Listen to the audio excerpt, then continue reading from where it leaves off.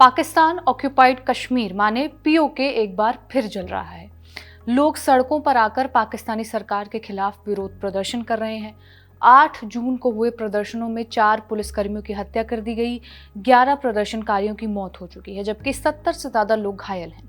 हालात ऐसे हैं कि पाकिस्तान पुलिस के जवानों ने यहां ड्यूटी करने से मना कर दिया है। पिछले 2 सालों में ये तीसरी बार है जब पीओके की जनता सड़कों पर आई है। इस बार हालात इतने क्यों बिगड़े हैं, प्रदर्शनों के पीछे की वजह क्या है और पाकिस्तान के खिलाफ इन प्रदर्शनों के सपोर्ट में लंदन तक नारे क्यों लगाए जा रहे हैं, पूरा मामला समझने के लिए शुरू से शुरू करते हैं।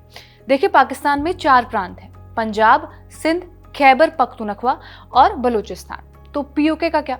पीओके प्रांत नहीं है, इसे 2 हिस्सों में बांटा गया है। पीओके जिसे पाकिस्तान आजाद जम्मू कश्मीर कहता है और गिलगित बाल्टिस्तान। पीओके का अपना राष्ट्रपति और प्रधानमंत्री है, अपना संविधान भी है, खुद का हाई कोर्ट और सुप्रीम कोर्ट भी है।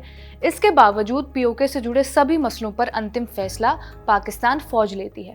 पीओके की जनता का यह आरोप है कि उन्हें नजरअंदाज किया जाता है, उन्हें फंड्स नहीं दिए जाते, बेसिक चीजें नहीं दी जाती जिनके खिलाफ वो प्रदर्शनों के लिए सड़कों पर उतरते हैं।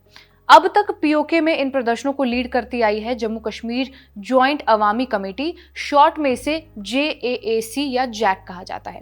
जैक 2023 के समय हुए प्रदर्शनों के दौरान बनाई गई थी। सिविल सोसाइटी के लोग इसमें शामिल हैं और ये कमेटी पीओके की आम जनता के अधिकारों की बात करती है। बिजली, खाना, पानी सस्ता की जाए, हेल्थ एजुकेशन को एक्सेसिबल बनाया जाए और इन्हीं मांगों को पूरा करने के लिए जैक ने पाकिस्तान सरकार के साथ एक एग्रीमेंट भी किया था जिसे 4 अक्टूबर अकॉर्ड भी कहा जाता है। पिछले साल सितंबर 2025 में जब इसी तरह के प्रदर्शन हुए थे तब पाकिस्तानी सरकार ने पीओके को लेकर 4 अक्टूबर 2025 को एग्रीमेंट साइन किया।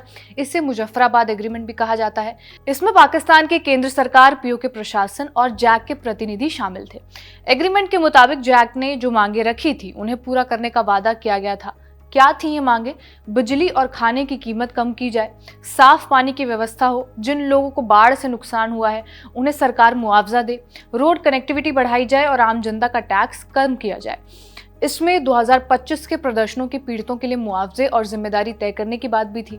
मारे गए लोगों के परिवारों को उतना ही मुआवजा देने का वादा किया गया जितना पुलिस या फिर सुरक्षा बलों को मिलता है, जबकि गोली लगने वालों को 10 लाख रुपए देने की बात कही गई। इसके अलावा मृतकों के परिवारों को सरकारी नौकरी देने का वादा भी किया गया। इंफ्रास्ट्रक्चर के लिए भी कई वादे किए गए, जैसे नए पानी सप्लाई के प्रोजेक्ट्स, पुलों को बनाना और मीरपुर इंटरनेशनल एयरपोर्ट बनाने की संभावना। इन सब मांगों के अलावा 2 और खास मांगे एग्रीमेंट में ऐड की गई थी। पहली ये कि पीओके की असेंबली में जो 12 सीटें हैं वो रिजर्व है, उन्हें खत्म कर दिया जाए। दरअसल ये 12 सीट भारत से आए लोगों के लिए रिजर्व की गई थी, जो लोग 1947 की जंग और 1965 की जंग के बाद शरणार्थी बनकर वहां पहुंचे, उनके लिए। जैक का कहना है कि पहले ही हमारे पास असेंबली में 53 सीट हैं। इनमें से अगर आप 12 रिजर्व रखना चाहते हैं तो ये गलत फैसला है, क्योंकि इतनी छोटी असेंबली में 12 सीट लगभग 25% हिस्सा रखती है, जो सरकार बनाने के फैसले को प्रभावित कर। जैक की यही मांग थी, लेकिन इस मांग को पूरा किए बिना ही पाकिस्तानी सेना ने यहाँ विधानसभा चुनाव करवाने का ऐलान भी कर दिया है। 27 जुलाई 2026 को पीओके में चुनाव होने हैं, लेकिन 12 सीटों वाली मांग अभी भी अधूरी है।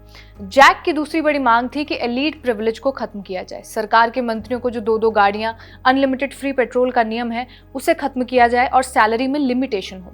वीआईपी कल्चर खत्म हो, अगर सड़क से उनका काफिला निकले तो सड़क बंद ना की जाए। ये वादे 4 अक्टूबर के एग्रीमेंट के मुताबिक पूरे होने थे, लेकिन ऐसा हो नहीं रहा है। उल्टा पाकिस्तान सरकार ने जैक को ही एंटी टेररिज्म एक्ट के तहत बैन कर दिया है, जिसके बाद लोगों का गुस्सा और फूट रहा है। इसी महीने 6 जून को जैक से जुड़े एक व्यापारी की झड़प पाकिस्तानी पुलिस के साथ हुई, उसे गोली लगी और मामला और गर्मा गया जब अगले दिन यानी 7 जून को उस व्यक्ति का शव पीओके के रावलाकोट के एक अस्पताल लाया गया। वहां भी प्रदर्शनकारियों और पाकिस्तानी फोर्सेस के बीच झड़प हुई, जिसमें 4 पुलिसकर्मी और 7 प्रदर्शनकारी मारे गए। इसके बाद से ही जगह जगह कर्फ्यू लगे हुए हैं, इंटरनेट बंद है।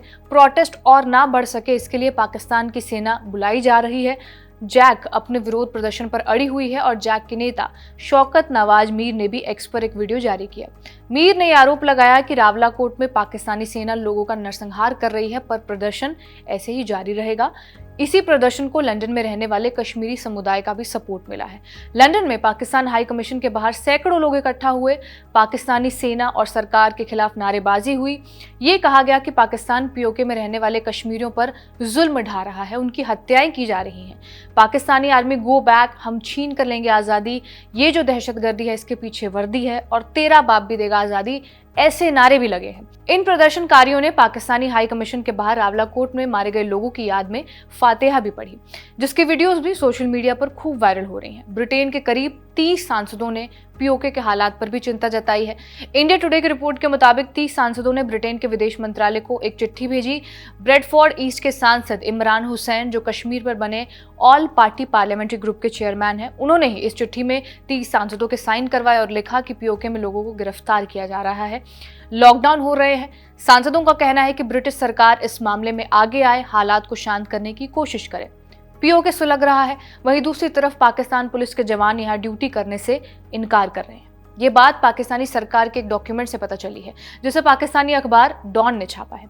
रिपोर्ट के मुताबिक पुलिस के जवान पीओके और गिलगित में तैनाती मिलने के बावजूद ड्यूटी ज्वाइन नहीं कर रहे हैं। पाकिस्तानी सरकार ने ऐसे पुलिसकर्मियों पर कार्रवाई शुरू की है। पाकिस्तान का पुलिस डिपार्टमेंट अब एक लिस्ट तैयार कर रहा है। आने वाले वक्त में कानून बनाकर ऐसे पुलिसकर्मियों को एक साथ नौकरी से निकालने की तैयारी भी की जा रही है। पुलिसकर्मियों की ड्यूटी पर ना जाने के पीछे भी कारण है। पीओके और गिलगित में सैलरी और अलाउंसेस पाकिस्तान के बाकी प्रांतों के मुकाबले काफी कम दिए जा रहे हैं। इसको लेकर सितंबर 2025 में 11,000 पुलिसकर्मी मुजफ्फराबाद में ही सड़कों पर उतरे थे। इन पुलिसकर्मियों का कहना था कि उन्हें 2012 के मॉडल पर पैसे दिए जा रहे हैं, जबकि बाकी पाकिस्तान में 2022 का मॉडल लागू है। इसी के चलते अब पुलिसकर्मी यहां ड्यूटी पर आने से मना कर रहे हैं। क्या पीओके की जनता की मांगें पूरी होंगी? क्या ब्रिटेन की सरकार इस मसले में आगे आएगी और क्या ये विरोध प्रदर्शन और बड़ा होगा? ये आने वाले कुछ दिन ही बता पाएंगे। आज की इस वीडियो में बस इतना ही। इसे रिकॉर्ड किया हमारे साथी इरशाद ने। मेरा नाम है रिया, आप देखते रहिए खबरगांव। धन्यवाद।